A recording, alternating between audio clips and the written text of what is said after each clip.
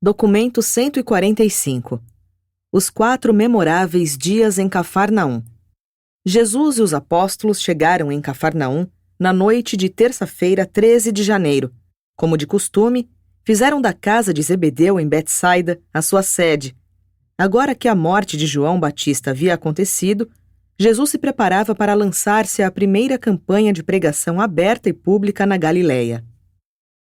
A novidade de que Jesus havia voltado espalhou-se rapidamente por toda a cidade, e no dia seguinte, bem cedo, Maria, a mãe de Jesus, apressou-se a partir para Nazaré, no intuito de visitar o seu filho José. Jesus passou a quarta-feira, a quinta-feira e a sexta-feira na casa de Zebedeu, instruindo seus apóstolos na preparação para a primeira grande viagem pública que fariam. Também recebeu e ensinou a muitos buscadores sinceros da verdade, tanto em grupos quanto isoladamente. Por intermédio de André, ele comprometeu-se a falar na sinagoga no próximo dia de sábado. Bem tarde, na noite de sexta-feira, Ruth, a irmã mais nova de Jesus, fez-lhe secretamente uma visita. Eles passaram quase 1 hora juntos, em um barco ancorado a uma pequena distância da praia. Nenhum ser humano, exceto João Zebedeu, jamais soube dessa visita, e a ele foi recomendado que não falasse a ninguém sobre ela. Ruth era o único membro da família de Jesus que acreditava, de um modo consistente e resoluto, na divindade da missão terrena dele, desde a época inicial da consciência espiritual de Jesus e ao longo de toda a sua memorável ministração até a sua morte, ressurreição e ascensão. E ela finalmente passou a vida futura não tendo nunca duvidado do caráter sobrenatural da missão do seu pai-irmão na carne. A pequena Ruth foi o maior conforto de Jesus no que dizia respeito à sua família terrena, durante as provas cruéis do seu julgamento, da sua rejeição e da sua crucificação. 1. O lanço com a rede repleta de peixes. Na sexta-feira pela manhã, dessa mesma semana, quando Jesus estava ensinando à beira da praia, o povo em volta dele empurrou-o até tão perto da água que ele fez um sinal para alguns pescadores, trabalhando num barco próximo, para que viessem resgatá-lo. Ele entrou no barco e continuou a ensinar à multidão reunida por mais de 2 horas. Esse barco chamava-se Simão. Era o antigo barco de pesca de Simão Pedro, e havia sido construído pelas próprias mãos de Jesus. Nessa manhã, em particular, o barco estava sendo usado por Davi Zebedeu e 2 companheiros seus, que haviam acabado de vir de uma praia próxima, depois de uma noite infrutífera de pescaria no lago. Eles estavam limpando e reparando as suas redes quando Jesus pediu-lhes que viessem ajudá-lo. Depois de Jesus ter acabado de ensinar ao povo, ele disse a Davi: Tu te atrasaste para vir ajudar-me. Agora deixa que eu trabalhe contigo. Vamos pescar, vá para o fundo e joga as tuas redes para um arrastrão. Mas Simão, um dos ajudantes de Davi, respondeu: Mestre, é inútil. Nós lutamos toda a noite e não pegamos nada. Contudo, a seu pedido iremos até lá e lançaremos as redes. E Simão consentiu em seguir a indicação de Jesus por causa de um gesto feito pelo seu patrão Davi. Quando chegaram no local indicado por Jesus, eles jogaram as redes e pegaram uma quantidade tão grande de peixes que temeram pelo rompimento das redes e tiveram de sinalizar aos seus companheiros nas margens para que viessem ajudá-los. Quando haviam enchido todos os 3 barcos de peixes, até quase afundarem, Simão caiu aos joelhos de Jesus dizendo: Sai de perto de mim, mestre, pois eu sou um pecador. Simão e todos aqueles que estavam envolvidos nesse episódio ficaram assombrados com a quantidade de peixes na rede.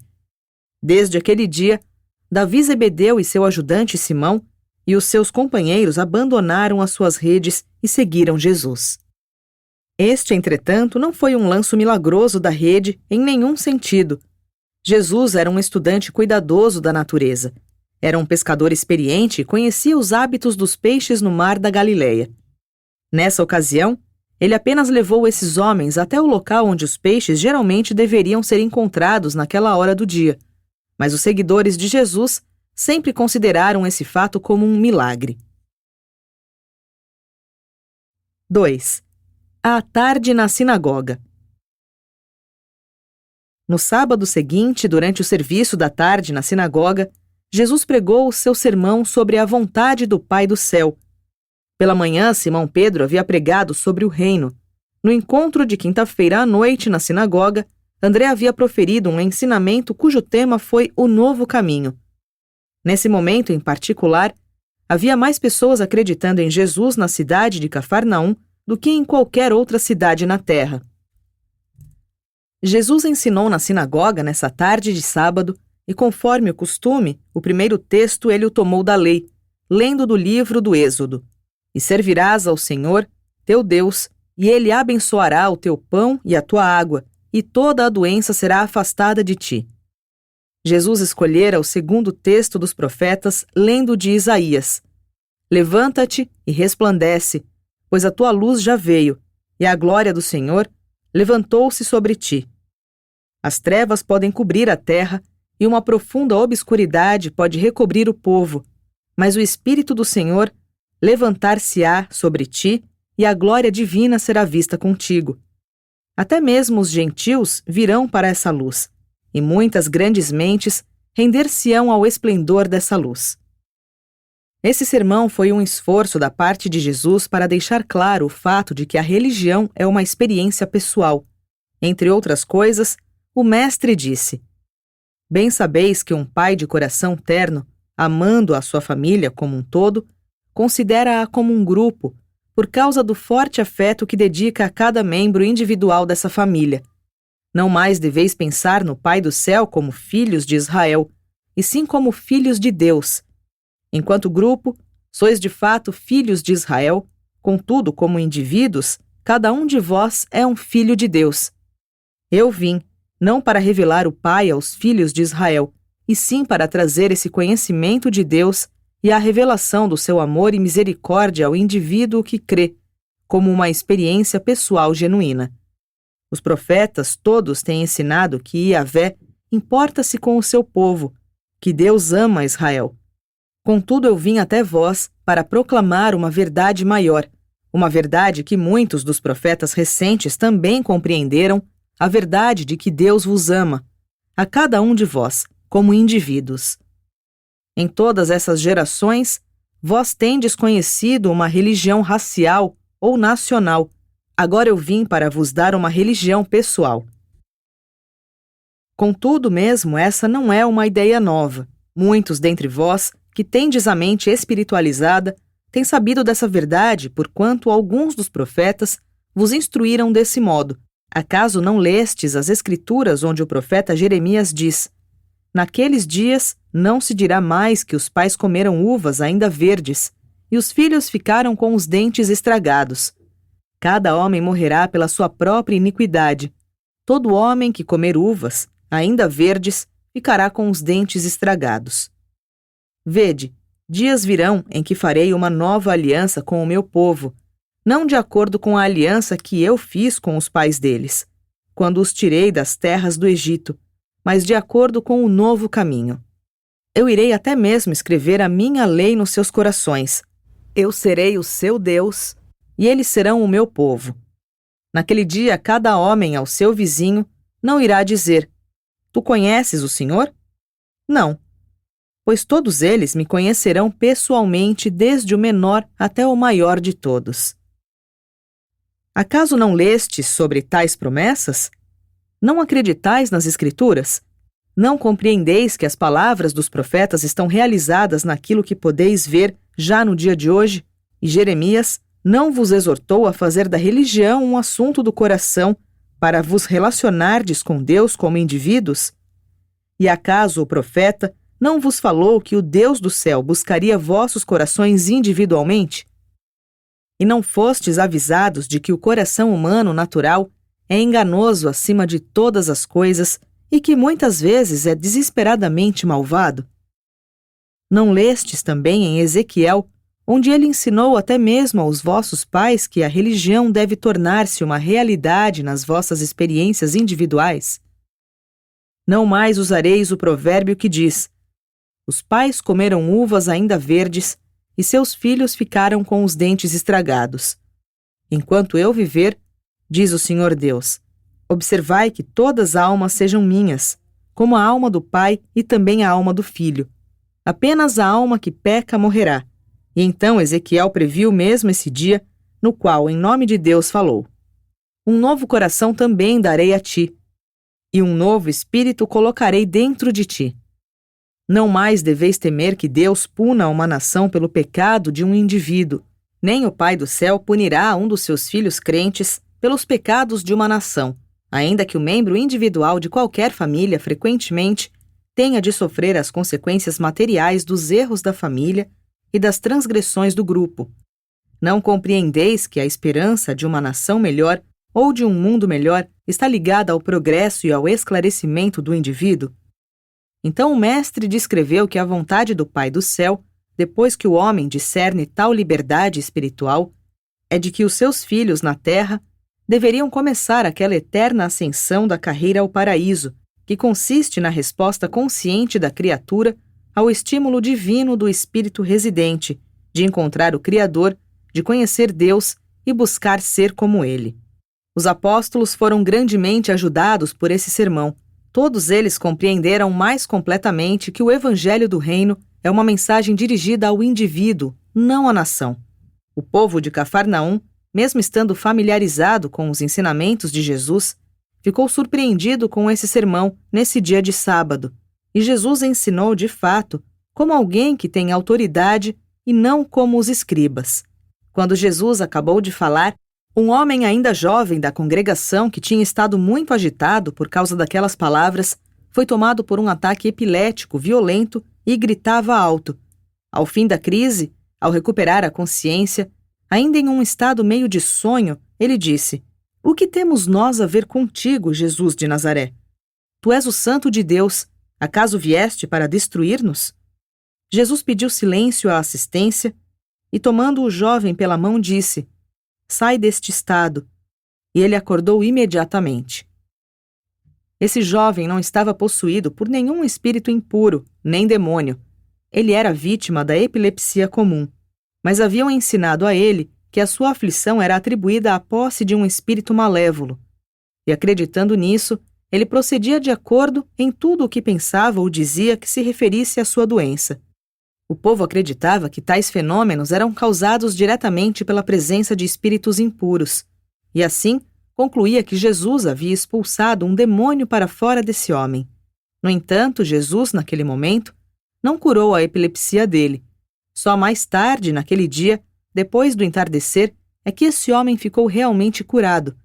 Muito tempo depois do dia de Pentecostes, o apóstolo João, que foi o último a escrever sobre os atos de Jesus, evitou qualquer referência a esses atos, assim chamados de expulsão de demônios. E ele fez isso tendo em vista o fato de que tais casos de possessão demoníaca nunca ocorreram depois de Pentecostes.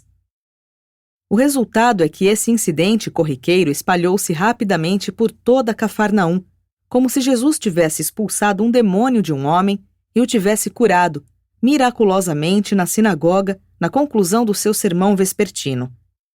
O sábado era exatamente o dia para um rumor tão surpreendente espalhar-se, rápida e efetivamente. E a história foi também levada até todos os povoados menores, nos arredores de Cafarnaum, e muita gente acreditou nela. Os trabalhos de cozinha e de arrumação na grande casa de Zebedeu, onde Jesus e os 12 estavam hospedados, eram feitos na sua maior parte pela esposa e pela mãe de Simão Pedro. A casa de Pedro era próxima à de Zebedeu, e Jesus e os seus amigos pararam lá quando vinham da sinagoga, porque a sogra de Pedro tinha estado doente por vários dias com calafrios e febre. E aconteceu que durante o tempo em que Jesus ficou ao lado dessa mulher adoentada, segurando a sua mão, acariciando a sua fronte e dizendo-lhe palavras de conforto e de encorajamento, a febre foi embora.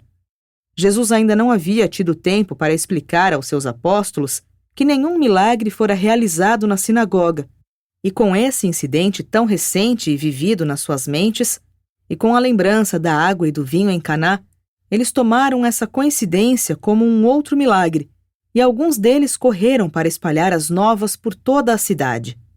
A Mata, a sogra de Pedro, estivera sofrendo com a febre da malária. Ela não havia sido miraculosamente curada por Jesus naquele momento.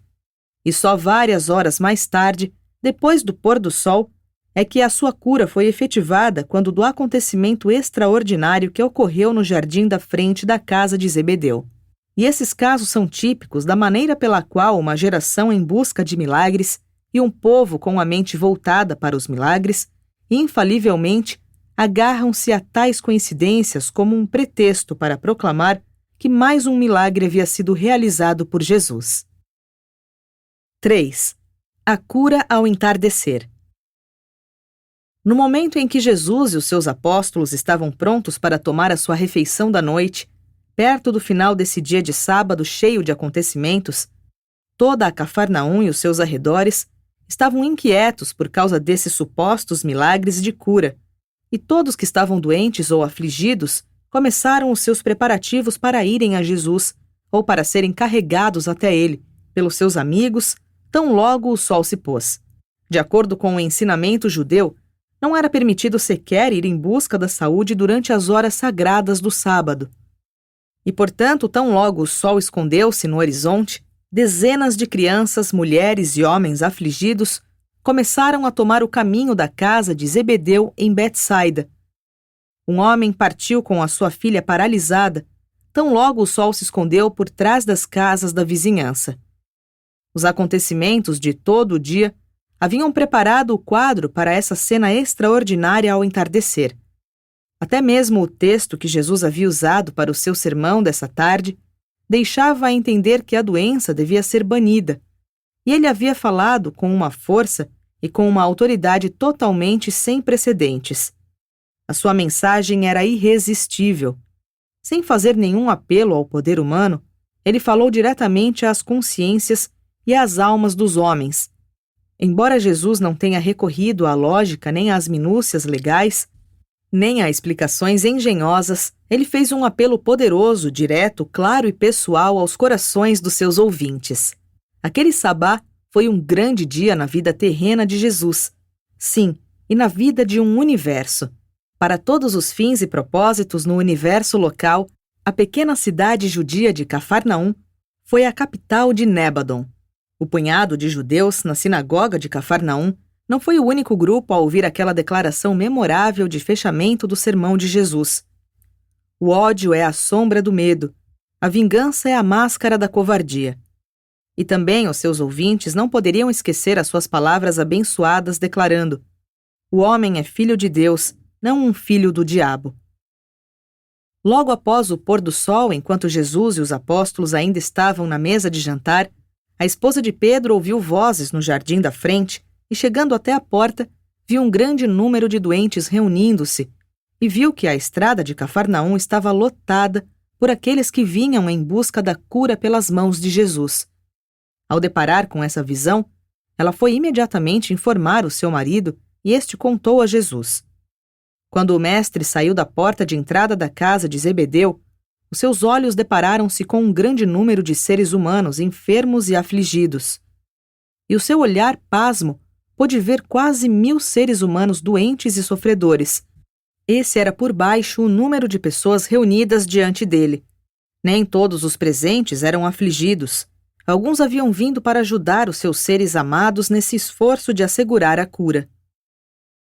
Ver todos aqueles mortais afligidos, homens, mulheres e crianças, sofrendo em grande parte em consequência dos erros e transgressões dos seus filhos, aos quais confiara a administração do universo, tocou especialmente o coração humano de Jesus e desafiou a sua misericórdia divina de Filho Criador benevolente. Jesus, no entanto, bem sabia que ele nunca poderia criar um movimento espiritual duradouro apoiando-se na fundação de prodígios puramente materiais. A sua política consistente havia sido a de abster-se de exibir as suas prerrogativas de Criador. Desde Caná, nada de sobrenatural ou de miraculoso acompanhara os seus ensinamentos, mas essa multidão aflita tocou o seu coração compassivo e apelou poderosamente para o seu afeto cheio de compreensão. Uma voz no jardim da frente disse: Mestre, exclama a palavra, restaura a nossa saúde, cura as nossas doenças e salva as nossas almas. Mal essas palavras haviam sido ditas, e uma vasta comitiva de serafins, de portadores da vida e de intermediários, que sempre acompanhou este Criador, encarnado de um universo, se fez pronta para atuar com o poder criativo, apenas o seu soberano desse o sinal. Esse foi um dos momentos na carreira terrena de Jesus em que a sabedoria divina e a compaixão humana estiveram tão entrelaçadas no pensamento do Filho do Homem que ele buscou refúgio apelando para a vontade do seu Pai. Quando Pedro implorou ao Mestre que desse ouvidos aos pedidos de ajuda, Jesus, vendo de cima a multidão afligida, respondeu: Eu vim ao mundo para revelar o Pai e estabelecer o seu reino. Com esse propósito eu vivi a minha vida até este momento. Portanto, se for da vontade dele, que me enviou, e se não for incompatível com a minha dedicação à proclamação da boa nova do reino do céu, eu desejaria ver os meus filhos curados. E mais outras palavras de Jesus perderam-se no tumulto. Jesus havia passado a responsabilidade da decisão dessa cura para o comando do seu Pai. Evidentemente que a vontade do Pai não colocou nenhuma objeção, pois mal haviam sido pronunciadas as palavras do Mestre, o conjunto das personalidades celestes, que servia sob o comando do ajustador personalizado de Jesus, estava já poderosamente mobilizado. A vasta comitiva desceu em meio à multidão, variada de mortais aflitos, e em poucos instantes, 683 homens, mulheres e crianças foram curados. Ficaram perfeitamente sadios de todas as suas doenças físicas e de outras desordens materiais. Essa cena nunca foi testemunhada na Terra, antes desse dia e depois tampouco. E para aqueles de nós que estavam presentes contemplando essa onda criativa de cura, foi de fato um espetáculo emocionante. No entanto, entre todos os seres que ficaram surpreendidos com essa súbita e inesperada explosão de cura sobrenatural, Jesus era o mais surpreso. Num momento em que os seus interesses humanos e as suas simpatias estavam focalizadas na cena de sofrimento e de aflição instalada ali, diante dele, ele esquecera-se de manter a sua mente humana atenta aos avisos de prevenção dados pelo seu ajustador personalizado, a respeito da impossibilidade de limitar as suas prerrogativas criativas de filho criador no que concernia ao elemento tempo, sob certas condições e em certas circunstâncias. Jesus desejou ver todos esses mortais sofredores curados, se a vontade do Pai não fosse violada com isso. O ajustador personalizado de Jesus instantaneamente comandou esse ato de energia criativa naquele momento, pois não iria transgredir a vontade do Pai do Paraíso, e com essa decisão, em vista da expressão precedente de desejo de cura de Jesus, o ato criativo aconteceu. Aquilo que um filho criador deseja e que é a vontade do seu Pai, em toda a vida subsequente de Jesus na Terra, nenhum outro ato de cura física em massa aconteceu. Como era de se esperar, a fama dessa cura ao entardecer em Betsaida, Cafarnaum, espalhou-se em toda a Galiléia, Judéia e em todas as regiões mais distantes. Uma vez mais os temores de Herodes foram despertados. Assim ele enviou observadores para trazer relatos sobre o trabalho e os ensinamentos de Jesus. E para que ficasse apurado se ele era o antigo carpinteiro de Nazaré ou se era João Batista ressuscitado de entre os mortos. Sobretudo, mediante essa demonstração não intencional de cura física, daí por diante, durante todo o restante da sua carreira terrena, Jesus tornou-se tanto um médico quanto um pregador.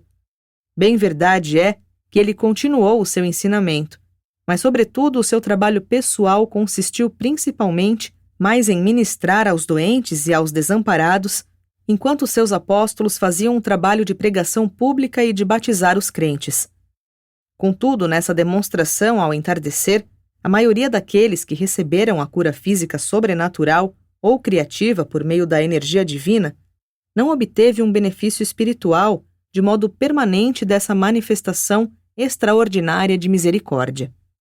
Um pequeno número de fato se viu edificado por essa ministração física, mas o reino espiritual em nada ficou mais avançado nos corações dos homens diante dessa efusão espantosa de cura criativa fora do tempo. As curas miraculosas, que de quando em quando acompanhavam a missão de Jesus na Terra, não eram parte do seu plano de proclamação do reino. Elas foram inerentes, incidentalmente, à presença na Terra de um ser divino de prerrogativas quase ilimitadas de Criador, junto com uma combinação sem precedentes de misericórdia divina e de compaixão humana. Mas esses chamados milagres trouxeram a Jesus muitos problemas, pois produziram uma publicidade geradora de preconceitos e propiciaram bastante notoriedade não almejada. 4. A noite seguinte. Durante a noite seguinte a esse grande desencadeamento de cura, a multidão rejubilante e feliz invadiu a casa de Zebedeu e os apóstolos de Jesus foram levados ao clímax mais alto de entusiasmo emocional. De um ponto de vista humano, esse foi provavelmente o dia mais grandioso de todos os grandes dias da ligação deles com Jesus. Em nenhum momento, anterior ou posterior, as esperanças deles subiram às alturas tais de expectativa confiante. Jesus havia dito a eles, poucos dias antes, quando eles estavam ainda dentro das fronteiras de Samaria, que era chegada a hora em que o reino seria proclamado em poder, e agora os olhos deles viam o que eles supunham ser o cumprimento daquela promessa. Eles estavam emocionados com a visão do que devia vir, se essa assombrosa manifestação de poder de cura fosse apenas o começo. As suas dúvidas pendentes sobre a divindade de Jesus foram banidas. Eles estavam literalmente intoxicados pelo êxtase de um encantamento estupefaciente. Entretanto, quando todos procuraram por Jesus, não o conseguiram encontrar. O mestre estava muito perturbado pelo que havia acontecido. Os homens, mulheres e crianças que haviam sido curados de diversas doenças ficaram lá, até tarde da noite, esperando pelo retorno de Jesus para que lhe pudessem agradecer. Os apóstolos não conseguiam entender a conduta do mestre, pois as horas passavam e ele permanecia em reclusão. O contentamento deles poderia ter sido pleno e perfeito, não fosse a ausência continuada do mestre. Quando Jesus retornou para junto deles, já era tarde da noite e praticamente todos os beneficiários do episódio da cura haviam ido para as próprias casas. Jesus não aceitou as congratulações e a adoração dos 12 e dos outros que haviam ficado para cumprimentá-lo, dizendo apenas: "Rejubilai, não porque o meu Pai seja poderoso para curar o corpo, e sim porque ele é poderoso para salvar a alma. Vamos descansar, pois amanhã deveremos cuidar dos assuntos do Pai." E de novo esses 12 homens se desapontaram, perplexos e de corações entristecidos, foram para o seu descanso. Poucos deles, afora os gêmeos, dormiram bem naquela noite. Mal o mestre fazia alguma coisa para encorajar as almas e alegrar os corações dos seus apóstolos, e já parecia imediatamente despedaçar as esperanças e até demolir as fundações da coragem e entusiasmo deles. Quando esses pescadores perplexos se olharam nos olhos uns dos outros, só tinham um pensamento: nós não podemos compreendê-lo. O que pode significar tudo isso? 5. No domingo, bem cedo. Jesus também não dormiu muito naquela noite de sábado. Ele havia compreendido que o mundo estava cheio de infortúnios físicos e sobrecarregado de dificuldades materiais, e previu o grande perigo que seria forçar-se a devotar tanto do seu tempo a cuidar de doentes e aflitos, e que a administração das coisas físicas podia acabar interferindo na sua missão de estabelecer o reino espiritual nos corações dos homens, ou que essa missão acabasse ficando subordinada à administração das coisas físicas. Por causa desse pensamento e de outros semelhantes que ocuparam a mente mortal de Jesus, durante a noite ele levantou-se naquele domingo de manhã, muito antes do dia nascer, e sozinho caminhou até um dos seus locais favoritos para a comunhão com o Pai. Os temas da oração de Jesus, nessa manhã bem cedo, foram a sabedoria e o julgamento, para que ele conseguisse poder evitar que a sua compaixão humana e, junto, a sua misericórdia divina exercessem um apelo tal para ele, diante da presença do sofrimento mortal, que todo o seu tempo acabasse sendo ocupado com a ministração física em detrimento da ministração espiritual. Embora ele não desejasse evitar de todo a ministração aos doentes, Ele sabia que devia também se dedicar a fazer o trabalho mais importante de ensinamento espiritual e de aperfeiçoamento religioso. Jesus sempre ia às colinas para orar, porque por ali não havia quartos onde pudesse ficar isolado na sua devoção pessoal. Pedro não conseguiu dormir naquela noite e assim muito cedo, pouco depois de Jesus ter saído para uma prece, ele acordou Tiago e João, e os três foram ao encontro do Mestre. Depois de mais de 1 hora de busca, encontraram Jesus e imploraram a ele que lhes dissesse qual o motivo da sua estranha conduta. Eles desejavam saber por que ele parecera perturbado com a poderosa efusão do espírito de cura, já que todo o povo estava transbordando de júbilo e já que os seus apóstolos estavam tão contentes. Durante mais de 4 horas, Jesus empenhou-se em explicar a esses 3 apóstolos o que havia acontecido. Ele mostrou-lhes o que se passara e explicou sobre os perigos de tais manifestações. Jesus confidenciou-lhes sobre o motivo de ter vindo orar. Ele buscava deixar claras, para os seus seguidores pessoais, as razões verdadeiras pelas quais o reino do Pai não podia ser construído sobre a realização de prodígios e de curas físicas. Mas eles não podiam entender o seu ensinamento.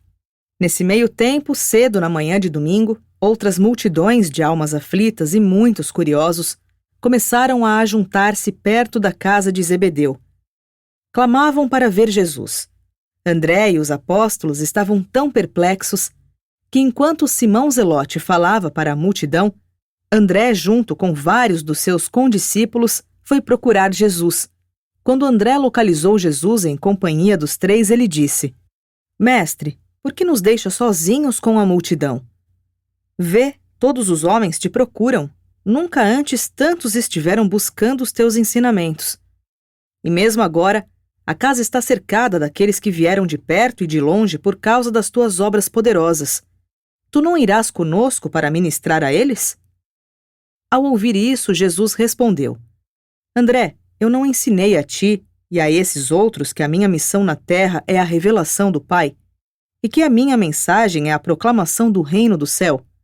Como, pois, queres desviar-me da minha obra para a gratificação dos curiosos e para a satisfação daqueles que andam atrás de sinais e prodígios? Não estivemos junto a esse povo todos esses meses? E eles não se atropelaram nas multidões para ouvir sobre as boas novas do reino? Por que agora eles nos assediam? Não seria por causa da cura dos seus corpos físicos, mais do que para receber a verdade espiritual da salvação das tuas almas?